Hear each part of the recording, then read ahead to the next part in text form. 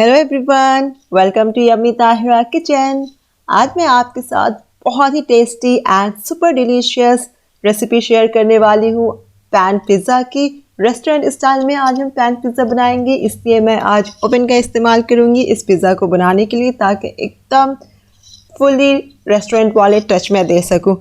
तो इसे बनाना बहुत आसान है, आप जब भी इसे बनाएंगे तो ये आराम से बन जाएगी।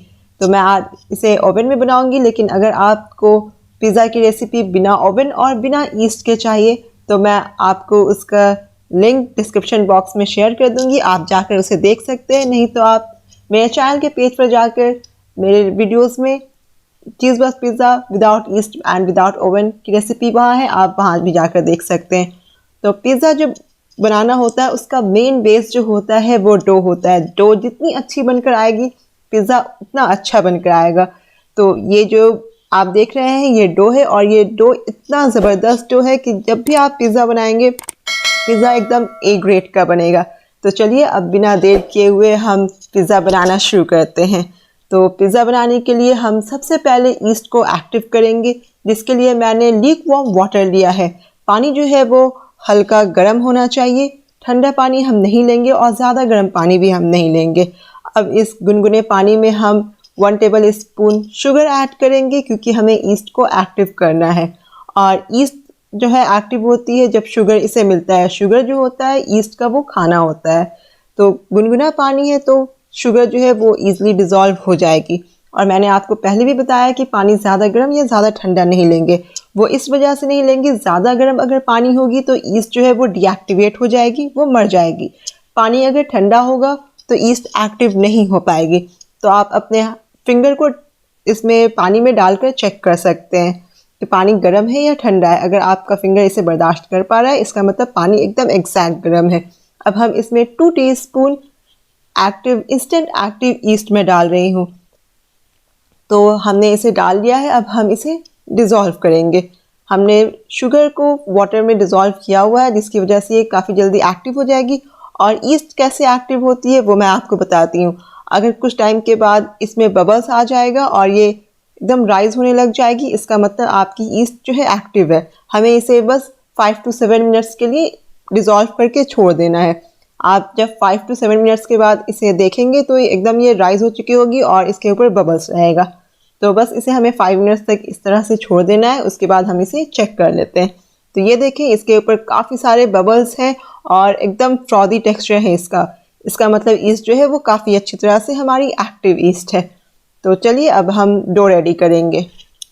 मैदा मैं 400 ग्राम ले रही हूँ, क्योंकि मैं 4 बड़े साइज़ के पैन पिज़्ज़ा बनाऊंगी। तो अगर आप 2 पिज़्ज़ा बना रहे हैं तो ईस्ट 1 टीस्पून लें, और अगर एक पिज़्ज़ा बना रहे हैं तो आप ईस्ट जो है वो ½ टीस्पून लें। और इसमें मैं 4 टेबल स्पून मेल्ट किए हुए बटर को डाल रही हूँ। इससे टेस्ट बहुत अच्छा आएगा और डो एकदम टेंडराइज्ड होगी। नमक स्वाद अनुसार हम इसमें डाल देंगे। तो ये सारे इंग्रेडिएंट्स डालकर हमें इसे अच्छी तरह से मिक्स कर लेना है। और जब मैं आपको डो बनाऊंगी तब दिखाऊंगी कि डो कैसे परफेक्ट हम बनाते हैं। तो इसे अच्छी तरह से जब हम मिक्स कर लेंगे उसके बाद हम इसमें एक्टिव किए हुए ईस्ट को डालेंगे।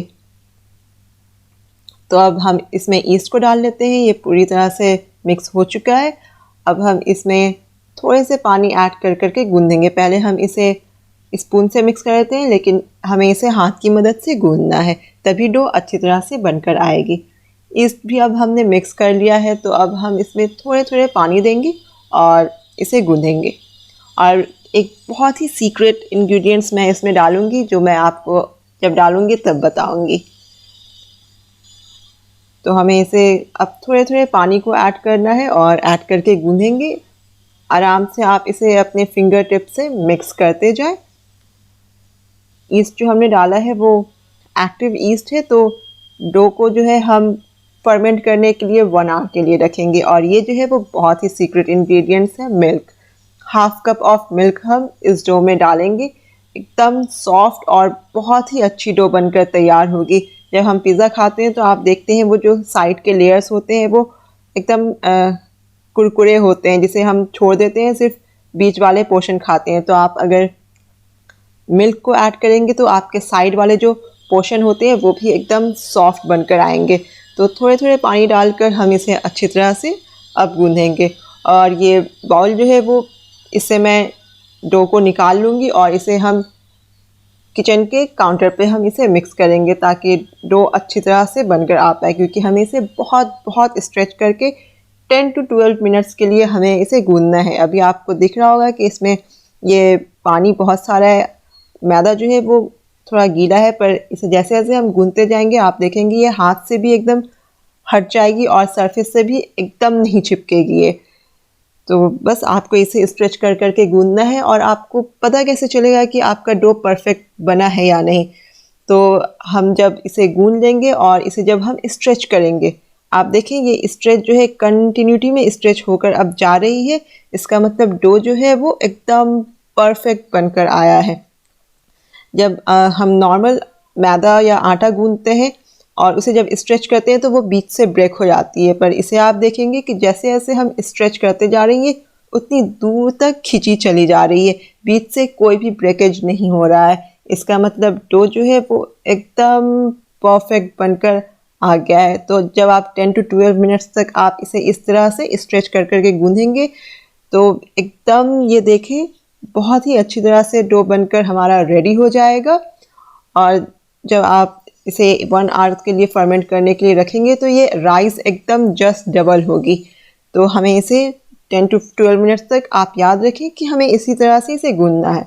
तो हमने इसे स्ट्रेच कर करके गूँध लिया है। डो आप देखें हाथ से भी छूट गई है और इसके सरफेस पर भी नहीं है, काउंटर किचन के काउंटर पर भी ये नहीं है। तो बस अब हम थोड़े से ऑयल लेकर बाउल में चारों तरफ से इसे लगा देंगे और गूँधे हुए डो को हम इसमें रख देंगे। तो मैंने आपको बताया कि डो किस तरह से परफेक्ट बनेगा। तो आप चाहें तो इसे ओवरनाइट भी फर्मेंट करके रख सकते हैं, पर मैं इसे 1 आवर के लिए फर्मेंट करूँगी और उसके बाद हम इसे बनाएंगे। थोड़े से ऑयल लेकर आप इसके सरफेस पर भी लगा दें और इसे बस अब हम ढक करके 1 आवर के लिए छोड़ देंगे इसे राइज़ होने के लिए। और ये बहुत ही अच्छी तरह से ये राइज़ होगी। आप देखें कि इतनी राइज़ होगी कि ये बाउल से बाहर आने लग जाएगी, इसलिए मैंने इसके ऊपर फूड रैपर से रैप कर दिया है। तो अब मिलते हैं हम 1 आवर के लिए और आप देखेंगे कि एकदम बहुत बड़े बड़े इसमें लार्ज पोर्स जनरेट हो जाएंगे। तो 1 आवर हो चुका है और आप देख लें कि एकदम जो मैंने रैपर लगाया था ये उससे बाहर निकल जाती है अगर हमने इसे नहीं लगाया होता। और आप देखें कि नीचे की तरफ से कितने बड़े बड़े लार्ज एयर बबल्स इसमें आ गए हैं। एकदम बहुत ही अच्छी तरह से ये डो बनकर तैयार हो चुका है। तो पिज़्ज़ा का जो बेस बनेगा एकदम 110% परफेक्ट बनेगा और एकदम पैन पिज़्ज़ा जो है बहुत ज़बरदस्त बनकर आएगी। आपको दिख रहा होगा कि इसके ऊपर लार्ज एयर बबल्स हैं। तो बस ये बनकर तैयार है। अगर हम इसे और थोड़ी देर तक छोड़ते तो ये जस्ट डबल और ट्रिपल हो जाती। और इतना एयर है कि मैं इसे जब अपने हाथ डाल रही हूँ इसमें तो एकदम अंदर चले जा रहे हैं। तो इसे हमें एयर जो है इसके सारे निकाल लेने हैं और इसे निकाल कर हम थोड़ी देर तक जस्ट फॉर 1 मिनट के लिए हम इसे और गूंद लेंगे। उसके बाद हम इसके बॉल्स बनाएंगे। तो आपने देखा कि किस तरह से आप एकदम परफेक्ट पिज़्ज़ा के बेस का डो तैयार करेंगे।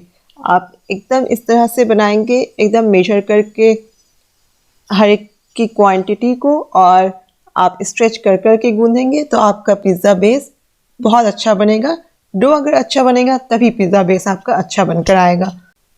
इस डो को हम 4 इक्वल पार्ट्स में कट कर लेंगे। मैंने आपको पहले भी बताया है मैं 4 लार्ज साइज़ के पिज़्ज़ा बना रही हूँ, तो हम इसीलिए इसे 4 इक्वल पार्ट्स में कट करेंगे। कट करने के बाद हम इसके 4 बड़े बड़े बॉल्स बना लेंगे और एकदम स्मूथ और सॉफ्ट बनाएंगे और इसे हम वापस से रेस्ट करने के लिए आधे घंटे तक रख देंगे। तो हमें अच्छी तरह से हाथ की मदद से इसका एकदम स्मूथ बॉल बना लेना है और एकदम अच्छी तरह से आप इसे मिक्स करके स्मूथ, सब तरफ से स्मूथ हो ऐसी बॉल आपको बना लेनी है। और अपर सरफेस आप थोड़ा स्ट्रेच कर लें ताकि एकदम स्मूथ हो। और इसी तरह से सारे बॉल्स को बनाकर हम वापस से आधे घंटे के लिए इसे रेस्ट करने के लिए रख देंगे ताकि इसमें वापस से एयर आ सके और आपका पिज़्ज़ा का जो बेस है वो एकदम सॉफ्ट और एकदम अच्छा बनकर आए। तो किसी भी कॉटन कपड़े से आप इसे ढक दें या आप मसलिन क्लॉथ लेकर भी इसे ढक सकते हैं। पिज़्ज़ा के बेस के ऊपर हमें गार्लिक बटर लगाना है जिससे टेस्ट और टेक्सचर बहुत अच्छा आता है, जिसके लिए मैंने 10 से 12 लहसुन की कलियां ली हैं और थोड़े से बटर लिया है। इसे मैं ओवन में डालकर थोड़े टाइम के लिए बेक कर लूँगी और उसे बेक करके हमने निकाल लिया है और इसे रेस्ट करते हुए इस डो को आधे घंटे हो चुके हैं।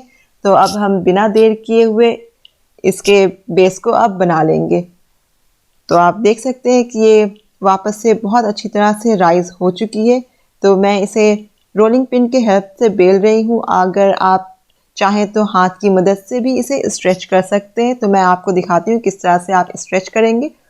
आप इसे हाथ से दोनों साइड से खींचेंगे तो ये काफ़ी अच्छी तरह से स्ट्रेच हो जाएगी। मैं आपको दोनों ही ऑप्शन दे रही हूँ। आप चाहे तो हाथ से भी स्ट्रेच करके इसका बेस रेडी कर सकते हैं। इस तरह से आपको स्ट्रेच कर लेना है दोनों फिंगर से, या आप पाम की हेल्प से अगर दोनों हाथ में लेकर स्ट्रेच करें तो काफ़ी अच्छी तरह से ये स्ट्रेच हो जाएगी।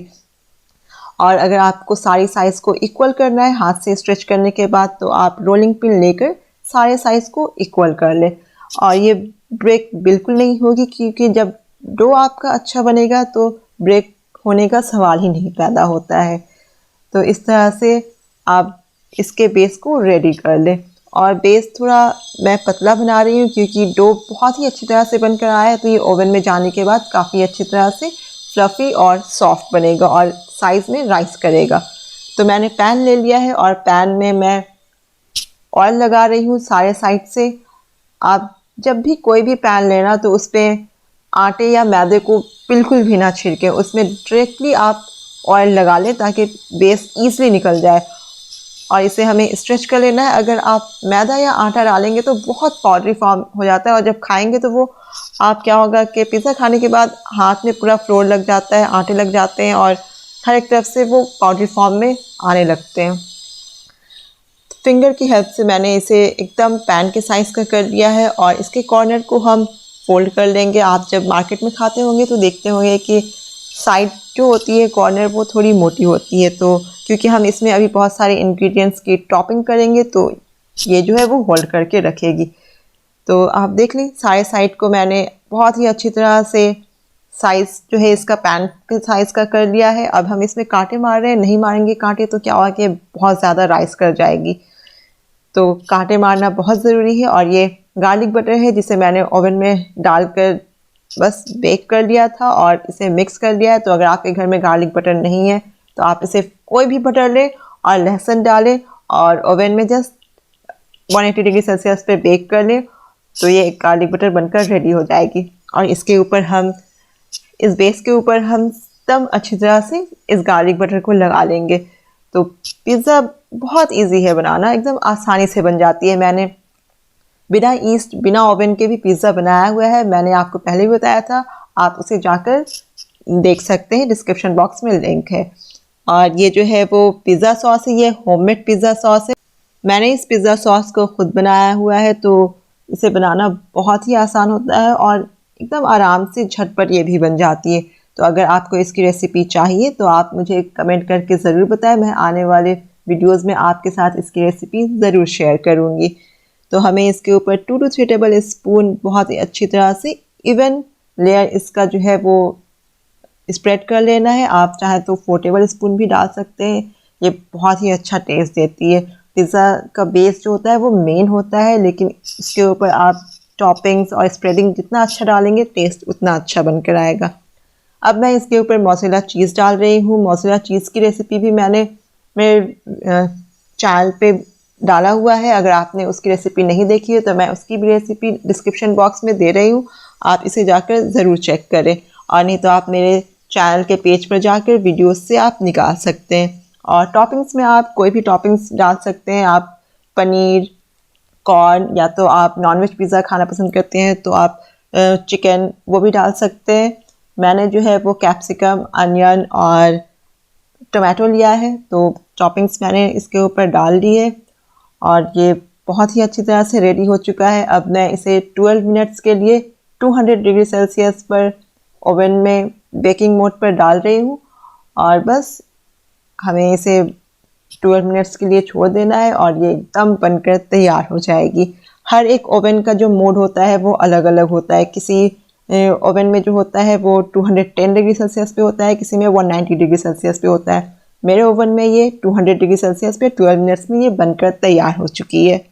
आप देखें कि ये माशाल्लाह बहुत ज़बरदस्त बनकर आई है। ये देखिए कितनी अच्छी तरह से राइज़ हो गई है, एकदम सॉफ्ट है। मैंने जो है वो पिज़्ज़ा के बेस को बहुत ही पतला रखा था और ये कितनी अच्छी तरह से राइज़ होकर जस्ट डबल वापस से हो गई, जबकि हमने इसमें कांटा मारा हुआ था। अगर कांटा नहीं मारते तो ये और ज़्यादा राइज़ हो जाती। तो अब हम इसे कट कर लेंगे और आप देखें बहुत ही सॉफ्ट है, बहुत ही स्मूथ है। इसकी साइड जो है वो एकदम अच्छी तरह से कट चुकी है और काफ़ी चीज़ी भी है ये पिज़्ज़ा। आप बहुत ही ज़्यादा ये सॉफ्ट है, इसलिए हम इसे पैन पिज़्ज़ा कहते हैं। अब हम इसके ऊपर हर्ब्स और चिली फ्लेक्स को स्प्रिंकल्स कर लेंगे, सम ऑरिगेनो एंड बेसल लीफ, और थोड़े से ब्लैक पेपर मैंने इस पे डाल दिए हैं और चिली फ्लेक्स। तो ये पिज़्ज़ा जो है वो बनकर रेडी हो चुकी है, आप देख सकते हैं, और बहुत ही अच्छी ये बनकर आई है। जब आप मार्केट में खाते होंगे तो आप एक चीज़ नोटिस करते होंगे कि वो आपसे पूछते हैं कि आपको रेगुलर पिज़्ज़ा चाहिए या पैन पिज़्ज़ा। तो मैंने आपके साथ पैन पिज़्ज़ा की सीक्रेट रेसिपी जो है वो शेयर की है। उम्मीद है आपको एकदम चीज़ी पैन पिज़्ज़ा की रेसिपी ज़रूर पसंद आई होगी। तो अगर आपको ये पिज़्ज़ा रेसिपी जो है पसंद आए तो प्लीज़ लाइक शेयर कमेंट करें। अगर आप मेरे चैनल पर नए हैं तो चैनल को सब्सक्राइब करना ना भूलें और बेल के आइकन को ज़रूर दबाएं ताकि मेरी हर वीडियोस की नोटिफिकेशन सबसे पहले आपके पास पहुंचे। And thank you.